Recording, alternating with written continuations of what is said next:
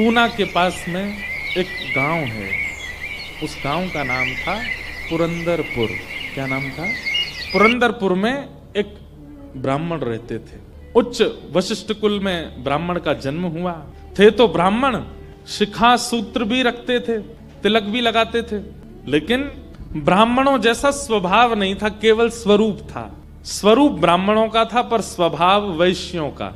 वैश्य मतलब हमारे बनिया भाई लोग अपने गल्ले पे पहुंच जाते थे, उनको दिन भर का यही क्या देना है देते रहो। और इन सबके साथ साथ महाकंजूस, खूब धनवान थे। भगवान की कृपा से उन पर ब्याज का इतना धन आता था कि वो पूरे पुरंदरपुर गांव को अकेले भोजन करा सकते थे। पर इतने कंजूस थे, इतने कंजूस थे, दूध में अगर मक्खी भी गिर जाती तो दूध छान के पी जाते थे, और मक्खी को यूं पकड़ करके उसके भी 2-4 बूंद छींटा जो दूध के होते थे उनको भी लेके पी जाते थे। दूध का क्या बिगड़े, इतने कंजूस।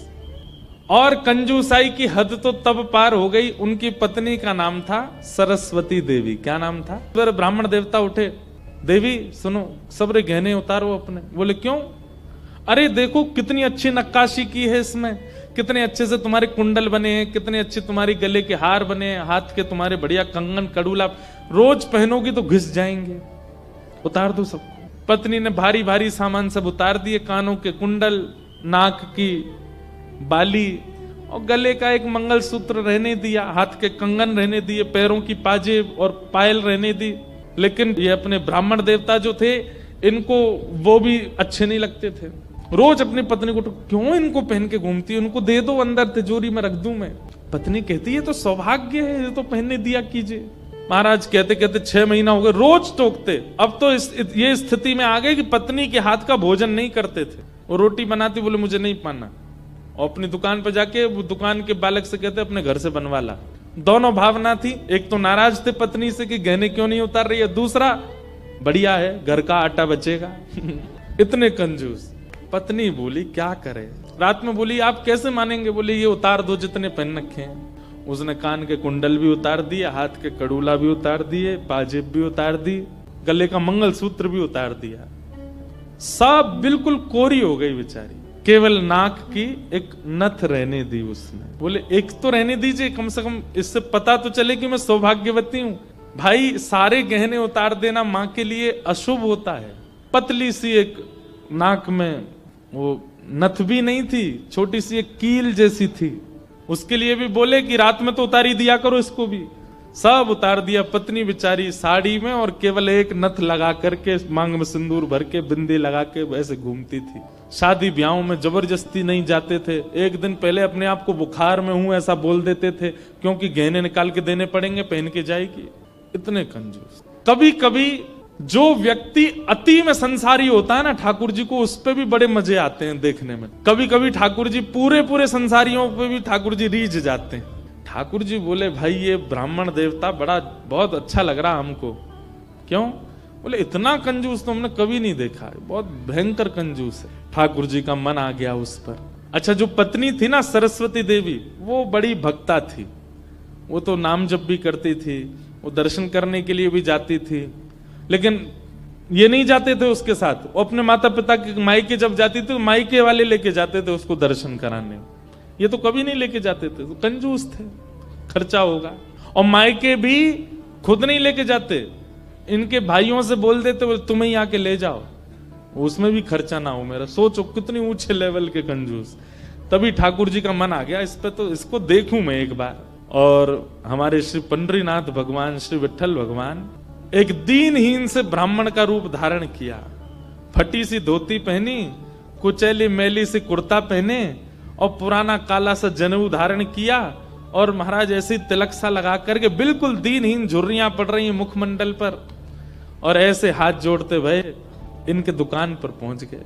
रूप रंग देख करके ही पहले तो ब्राह्मण देवता समझ गए, बोले अरे ये और आ गया, ये कुछ देना वेना तो है नहीं, मांगेगा। कहो तन पे नहीं लगता, चल दिए कलकत्ता, क्या करने आए हो?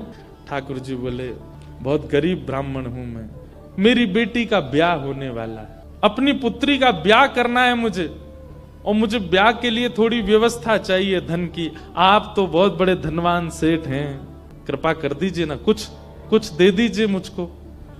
मैं अपनी बेटी का ब्याह कर दूंगा और थोड़ा ठीक हो जाएगा, या तो धन दे दीजिए, नहीं तो कुछ सामान दे दीजिए, सामग्री दे दीजिए, मैं उसी से कुछ ना कुछ तो व्यवस्था करूं। तो ये जो ब्राह्मण थे ना, ये जबरदस्ती रफू की हुई धोती और कुर्ता पहन के जाते थे कि कोई मांगने वाला आ जाए तो उसको दिखा दूं, देखो मेरे खुद के कुर्ता फट्टे, मैं तुमको कहां से दूं। तो ठाकुर जी को दिखाने लगे, ये देखो मेरी धोती यहां से उधरी हुई है, मेरा कुर्ता यहां से फटा हुआ, कैसे तुमको दूं, मैं खुद नहीं अपने नए खरीद पा रहा, तुमको कहां से दूं भाई। ये सब तो केवल बाहर का दिखावा है, मेरे पे कोई पैसा वैसा कुछ नहीं है, दूसरों का धन ले रखा है मैंने, भैया चलते बनो, कहीं और जाओ, किसी और से मांगो, भगवान करे तुम्हारी बेटी का ब्याह बहुत अच्छा हो। बोले मुझे या तो धन दीजिए, नहीं तो मैं यहीं बैठा रहूंगा। ठाकुर जी जिद पे आ जाए तो उनको कौन हटावे।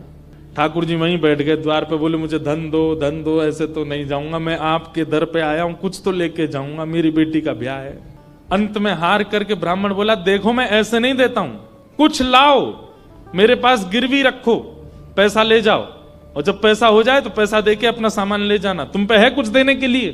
ठाकुर जी बोले मुझ पे तो कुछ भी नहीं है, मुझसे कुछ काम करा लीजिए दुकान में, मैं ये कर दूंगा, आपकी साफ सफाई कर दूंगा, इतना कर सकता हूं, उसके बदले कुछ दे। बोले उसकी जरूरत नहीं है, सब है नौकर चाकर मेरे पास, मैं तुम्हें बस इतना कह सकता हूं, कोई मूल्यवान सामग्री दो, पैसा ले जाओ, और जब पैसा हो जाए तो पैसा वापस दे के सामग्री ले जाना, मतलब इतना भी दान नहीं कर सकता हूं। ठाकुर जी बोले ठीक है, मैं जाता हूं, कुछ ढूंढ के लाता हूं। ठाकुर जी भी इतने खेलते हैं, ठाकुर जी जैसा खिलाड़ी नहीं है दुनिया में, इतना बड़ा खिलाड़ी कोई नहीं हो सकता। ठाकुर जी गए उस ब्राह्मण देवता के घर, और घर जाकर के द्वार पे खड़े होकर रोने लगे, इतना रोए, भीतर से सरस्वती देवी निकल के आई।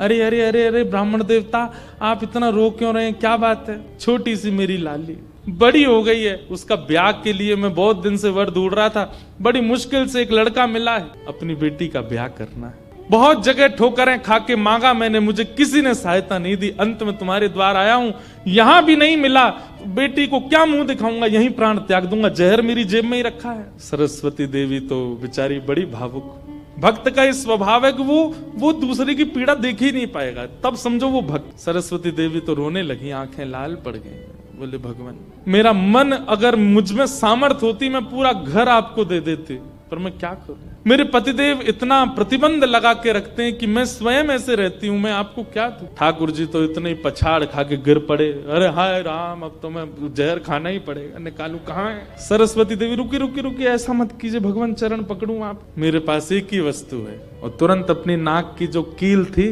वो निकाली, और निकाल करके बोले ये ले जाइए, इससे थोड़ा बहुत धन आपको मिल जाएगा, स्वर्ण की है, आप अपनी बेटी का ब्याह तो नहीं कर पाएंगे पर कुछ व्यवस्था तो हो जाएगी आप। ठाकुर जी तुरंत, जहर भी पता नहीं कहीं गिर गया था, बढ़िया तुमने दे दिया, अब मैं कुछ कर लूंगा व्यवस्था।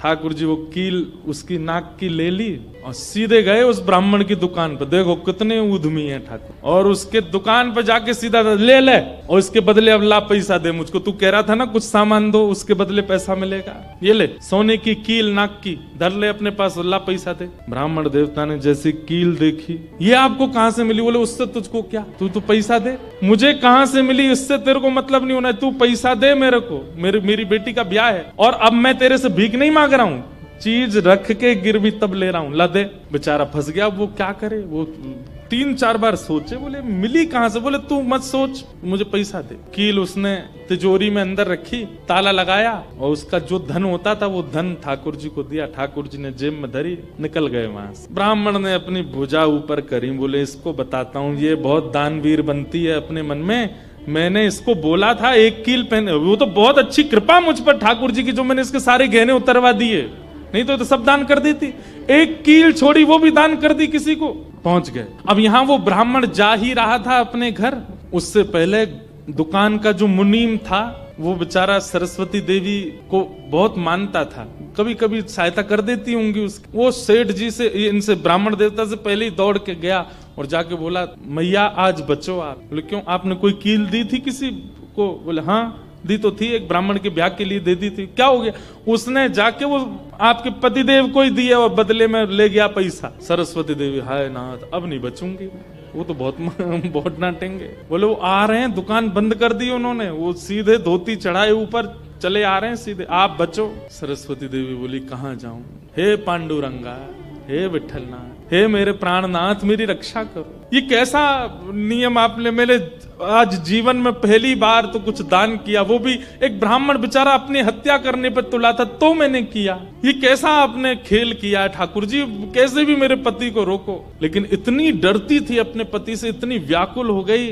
तुरंत विष ले लिया। बोली कि मैं उनका क्रोध नहीं सह पाऊंगी, उनकी मार पिटाई डांट नहीं सह सकती, उससे अच्छा तो मैं प्राण त्याग दूं अपने। और श्री पांडुरंग भगवान विट्ठल की सामने सुंदर चित्रपट था, उसी के सामने नेत्र सजल हैं, हाथ में विष का प्याला लेकर के और बस देखती जा रही है। बोले नाथ मैंने किसी और उद्देश्य से नहीं किया, केवल एक ब्राह्मण की पुत्री का ब्याह हो जाए इसलिए किया, मेरे पति मुझे छोड़ेंगे नहीं, इससे अच्छा मैं प्राण ही त्याग रही हूं। मुझे पता है शास्त्रों में प्राण आत्महत्या करना जघन्य अपराध है, पर मेरे पास और कोई उपचार नहीं। और जैसे ही अपने मुख से लगा करके विषपान करने लगी, इतने में ही ऊपर से वो नाक की कील आकर के उसके पात्र में ही गिरी। और जैसी खन्न से आवाज हुई, नेत्र खोल करके देखा, भीतर अपने हाथ को डाल करके जैसे ही निकाला तो वही नाक की कील उसके हाथ, और नाक की कील हाथ में आते ही इतने में ही वो ब्राह्मण का प्रवेश हुआ। प्रवेश होते ही उसने भीतर से किवाड़ लगाई, ढूंढने लगा कहाँ है, कोई साधन मिले इसको बताता हूँ। पत्नी सामने खड़ी थी, कहिए कहिए, आज कुछ कहूंगा नहीं, आज तो करूंगा, तू बता तैने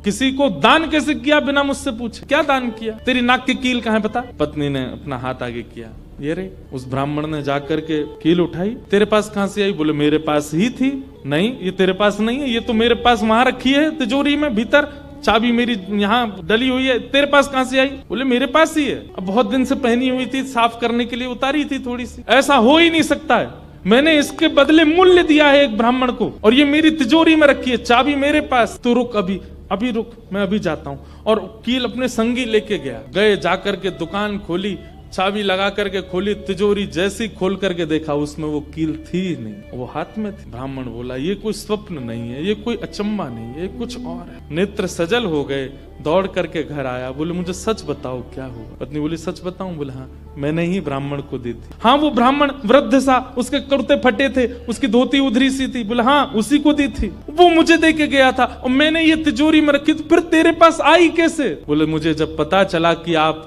क्रोध करके आएंगे और मेरे को बहुत सुनाएंगे, डांटेंगे, मारेंगे, तो मैंने सोचा कि मैं इससे अच्छा तो अपने प्राण त्याग दूं।